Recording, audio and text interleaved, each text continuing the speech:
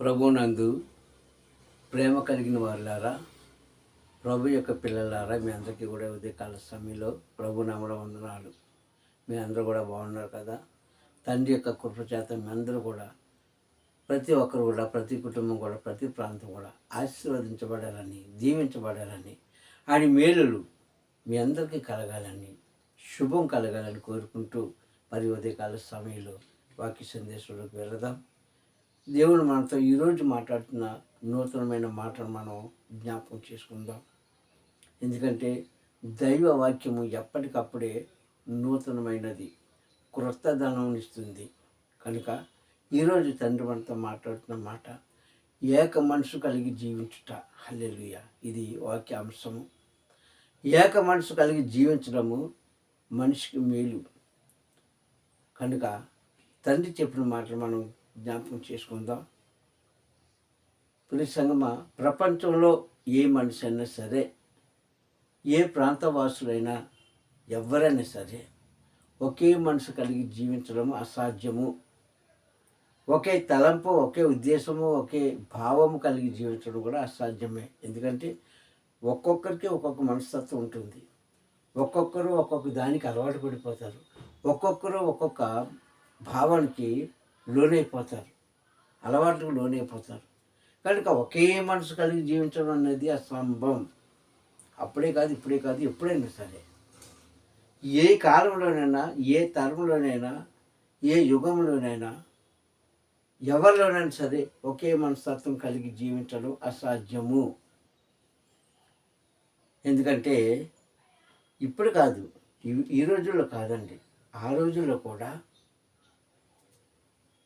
ప్రథమ సంతతి అయినటువంటి, ఎవరు వీళ్ళు? ప్రథమ సంతతి, ప్రథమ దంపతులు, ఆది దంపతులు అంటారు వాళ్ళని. ఎవరు వీళ్ళు? అవ్వ, ఆదాము.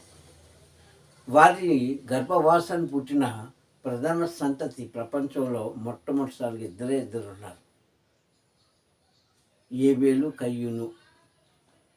వీళ్ళలో ఇద్దరికి ఒకే మనస్తత్వం కలిగి ఉన్నారా? ఒకే మనస్తత్వం ఉందా వాళ్ళు?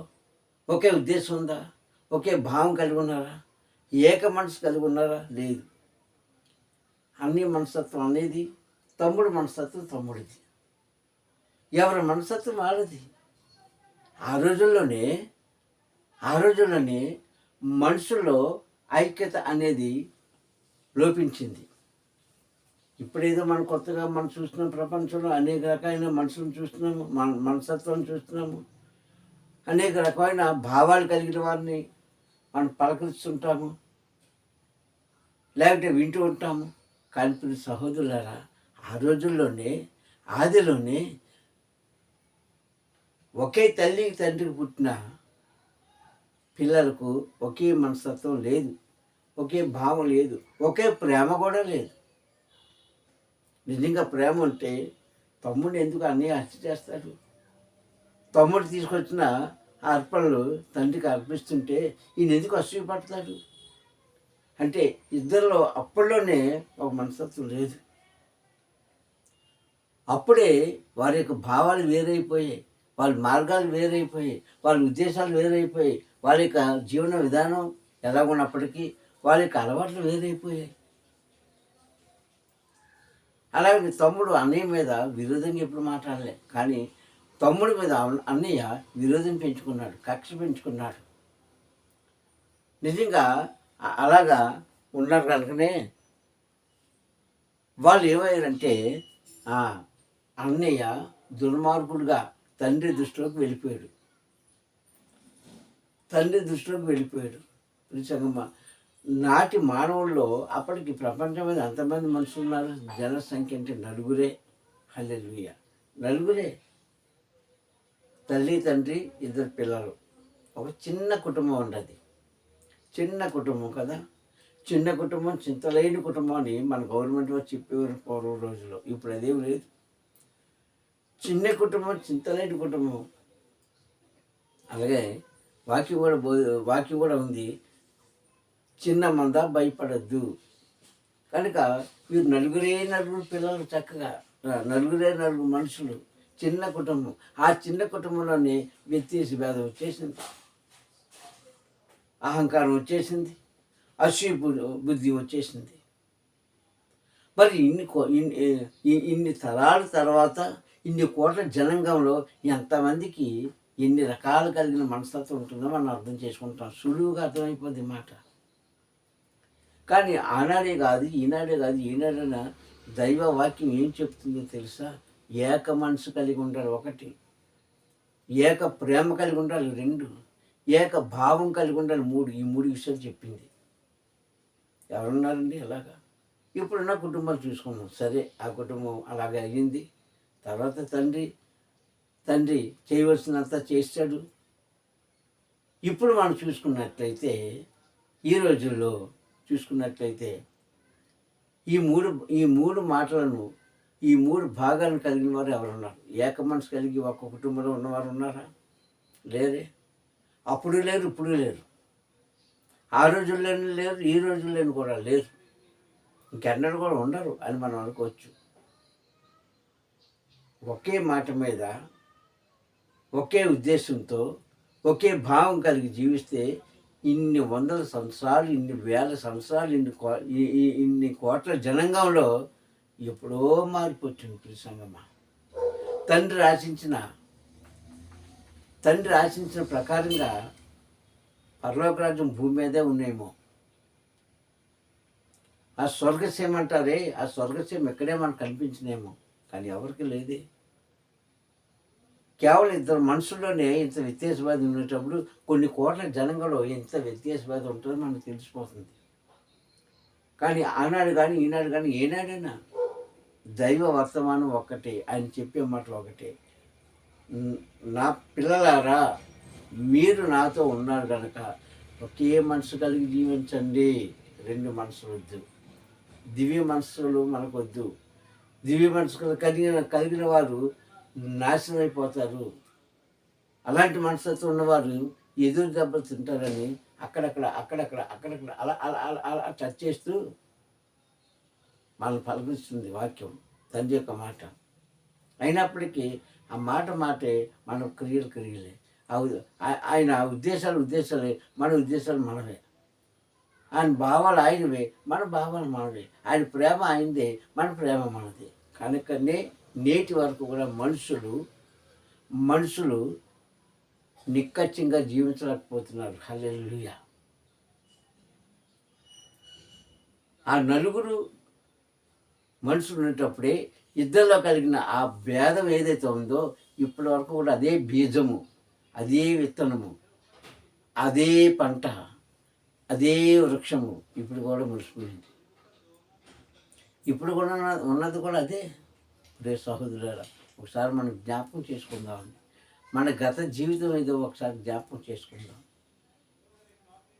ఈ మాటలన్నీ కూడా మూడో తరంలో అనగా పరిశుద్ధాత్మ కాలంలో ఉన్నాం మనం. ఇప్పుడు తండ్రి కాలం వెళ్ళిపోయింది, కుమారుడి కాలం వెళ్ళిపోయింది, పరిశుద్ధాత్మ కాలంలో మనం జీవిస్తున్నాం.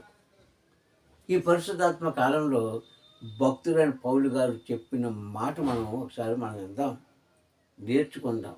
ఏం చెప్తున్నాడు ఆయన? ఫిలిప్పీ సంఘానికి ఒక లేఖనం రాశాడండి. ఒక లేఖనం అంటే ఒక ఉత్తరం. లేఖ అంటే ఉత్తరం. ఒక లేఖ రాసి అందులో 2వ అధ్యాయంలో, అంటే 2వసారి రాసిన ఉత్తరంలో ఆయన పొందుపరిచిన అమూల్యమైన మాట 2వ అధ్యాయంలో 2వ వచనంలో ఆయన చెప్పిన మాట ఏంటంటే, నా సహోదరులారా, మీరు ఎప్పుడు చెప్పిన మాట ఎవరు చెప్తున్నారు? పౌలు గారు సువార్త చేసిన దినాల్లో ఫిలిప్పీ సంఘంలో చెప్తున్న మాటలు అవి. ఈరోజు నీకు నాకు మనందరికీ చెప్తున్న మాటలు. ఇది ఇంచుమించుగా ఇప్పటికీ బైబిల్ లెక్క ప్రకారంగా చూస్తే 1926 సంవత్సరాల క్రితం రాయబడిన మాట ఇది. బైబిల్ లెక్క ప్రకారంగా చూస్తే, అంటే క్రీస్తు ఉన్నప్పటి నుంచి చూసుకుంటే నేటికి 1926 సంవత్సరాలు ముందు రాసిన మాట ఇప్పుడు మనకు జ్ఞాపకం చేస్తున్నాడు. ఏమి రాశాడు ఆయన అంటే, నా సహోదరులారా, మీరు ఏక మనసు కలిగి ఒకటి, ఏక ప్రేమ కలిగి రెండు, ఏక భావం కలిగి మీరు జీవించండి. ఇలా జీవించుట క్రీస్తుకి ఇష్టము. ఇలా ఉండడం ఆయనకి ఇష్టము, ఇలా ఉండడం తండ్రికి ఇష్టము అని చెప్పిన మాట మనం అక్కడ ఖచ్చితంగా చూడాలి. ప్రియ సంగమా, ఎవరన్నా వాళ్ళు కావచ్చండి. ఒక క్రైస్తవులకే కాదు ఇది, ఒక క్రైస్తవులకే బోధ కాదు, ఒక క్రైస్తవులకే చదువుకుంటే కాదు, ఎవరు చదువుకున్న వాక్యం ఒకటే, ఎవరు విన్న మాట ఒకటే. ప్రియ సహోదరులారా, చాలాసార్లు చెప్తూ ఉంటాను, ఒక మంచి మాట వినడానికి మతంతో పని లేదు, ఒక మంచి మార్గంలోకి వెళ్ళడానికి కులం గోత్రాలతో పని లేదు. ఎందుకంటే అది నా జీవితానికి పనిచేస్తుంది కనుక అది మనం అవలంబించడం తప్పులేదు. ఒక మంచి మాట ఎవరు చెప్పినా వినాలి. మంచి మాట అయితే అది పలానా వాళ్ళకి చెప్పాలి, పలానా జాతి వారికి చెప్పాలి, పలానా మతం వారికి చెప్పాలి, పలానా కులం వారికి చెప్పాలి, ఎక్కడ ఏం లేదే. ఎవరైనా చెప్పచ్చు.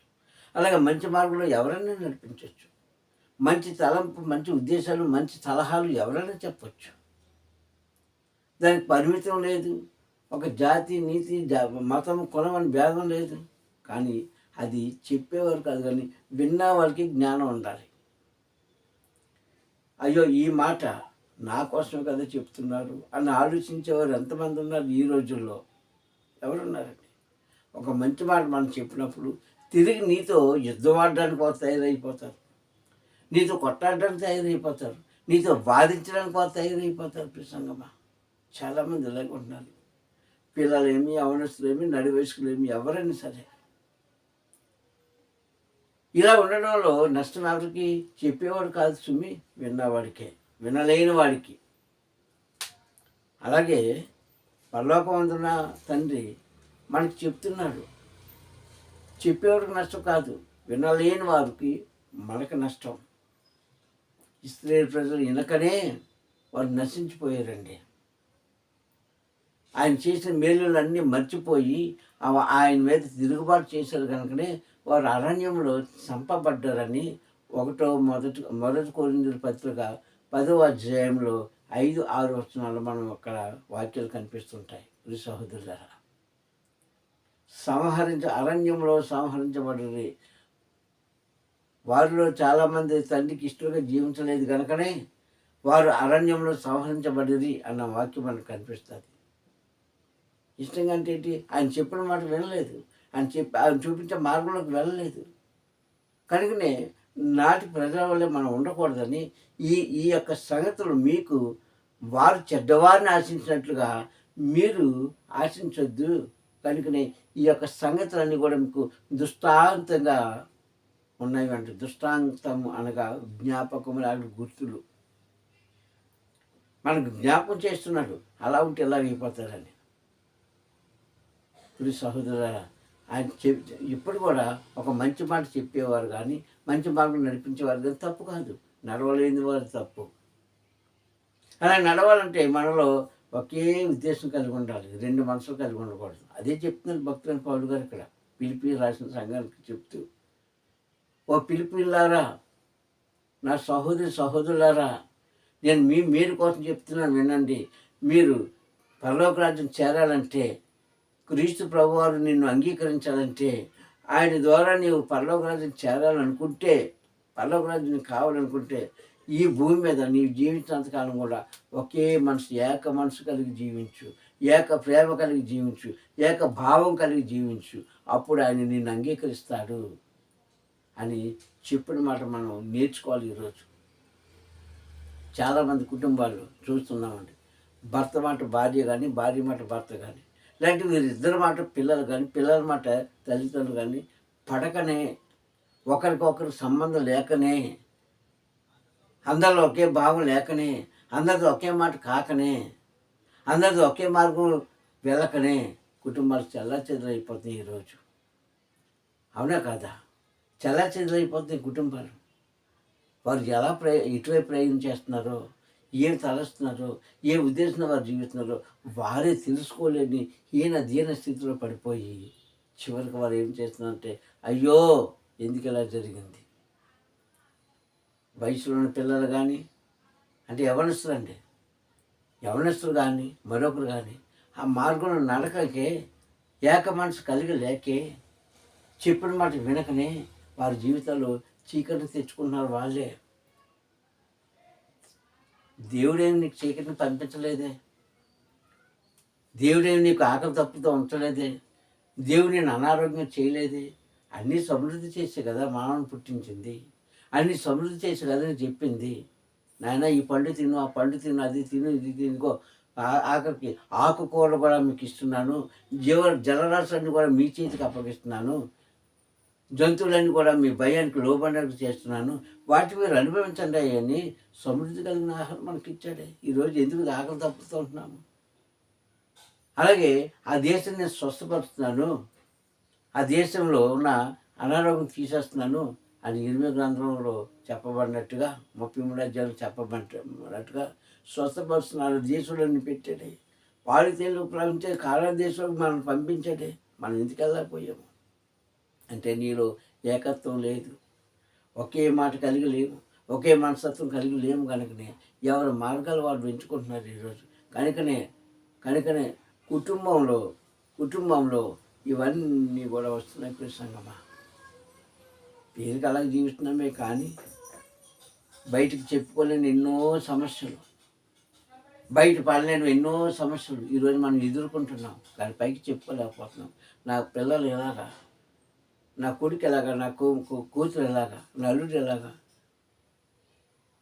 లేదంటే నా నా యొక్క కోడలు ఎలాగా అని చెప్పుకోలేని హీనస్థితిలో ఈరోజు కుటుంబాలు ఎందుకున్నాయండి.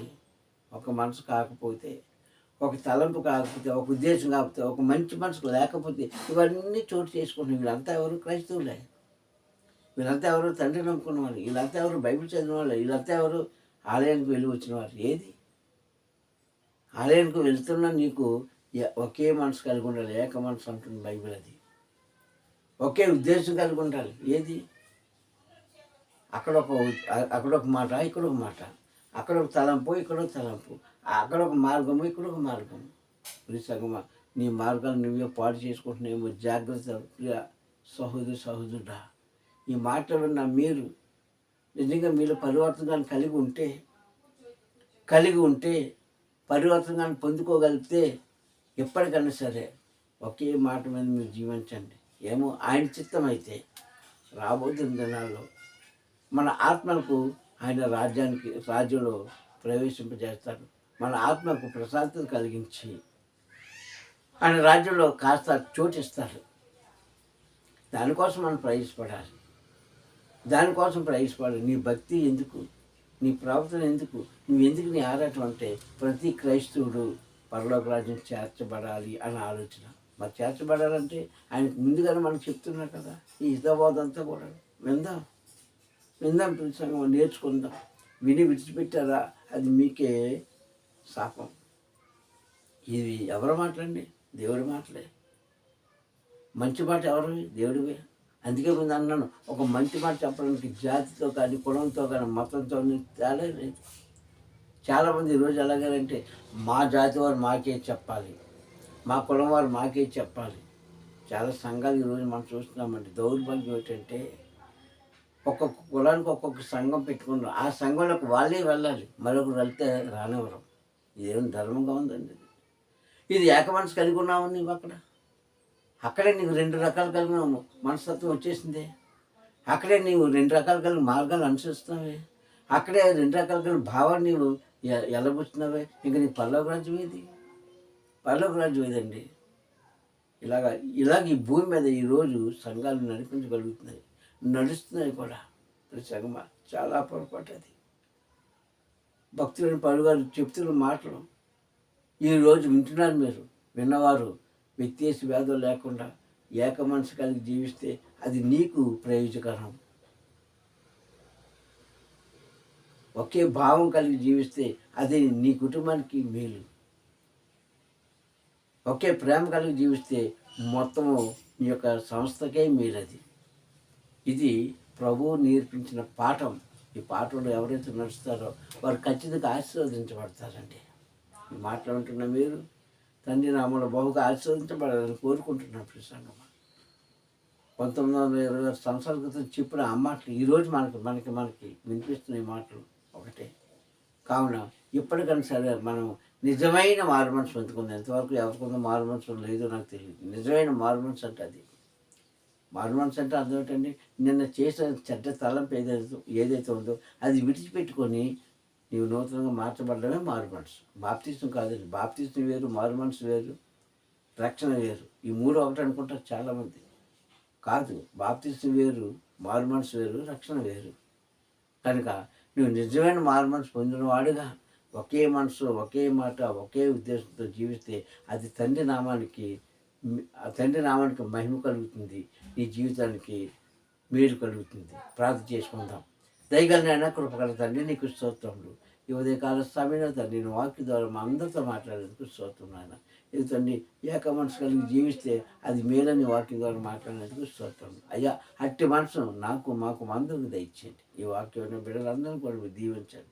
అయ్యా తండ్రి నాన్న, వాళ్ళలో ప్రతి కలంకం తొలగించండి, అహంకారం తొలగించండి తండ్రి, విత్తేసి భేదాలు తొలగించండి. అయ్యా, నీకు నచ్చే విధంగా ఈ భూమి మీద జీవించి అయ్యా నీ రాజ్యంలో ప్రవేశింపజేసే భాగ్యం పొందుకునే అర్హత మాకు దయచేస్తామండి.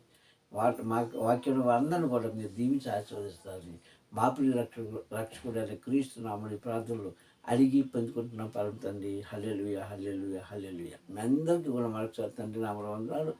పరమ తండ్రి మేము దీవించి ఆశీర్వదించుగాక. Praise the lord, praise the lord. వందనాలండి.